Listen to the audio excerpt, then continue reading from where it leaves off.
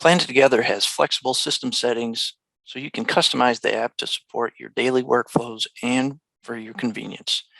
Some settings address your individual needs, while other settings are for all users. To view or change the settings, click on the blue Settings tab in the upper left to reveal a list of system settings categories in the left navigation pane. In this video, we'll take a look at System Options settings.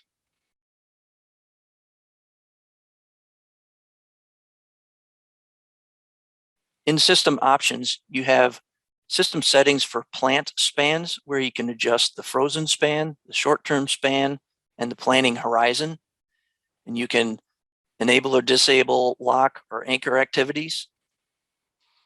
There are MPS MRP settings, where you can set up and enable the subjob need dates, whether it be disabled or have a start date or JIT. There are scheduling options. Note that the MO batching, manufacturing order batching, must be enabled in order to be able to do the manufacturing order batching in these scenario data settings. There are also auto select alternate paths, max delay, and other settings. Splitting, some settings that enable or disable how you can split operations or jobs.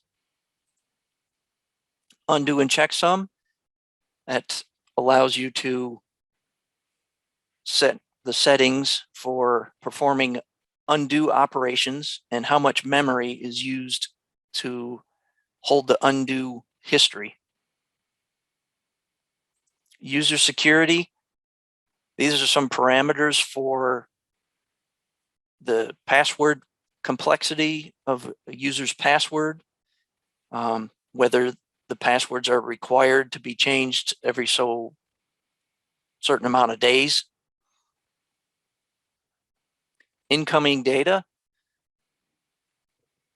these settings are some toggle switches for ERP and how that's imported into PlanetTogether. Tracking data, which can be enabled or adjusted for all your track actuals. And then publishing, which allows you to set the amount of scenario histories to store.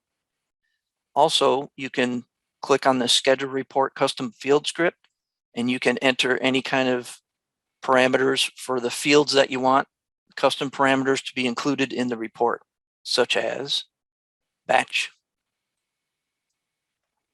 And then you can save and close. To return to the main screen, click the back arrow icon in the upper left corner.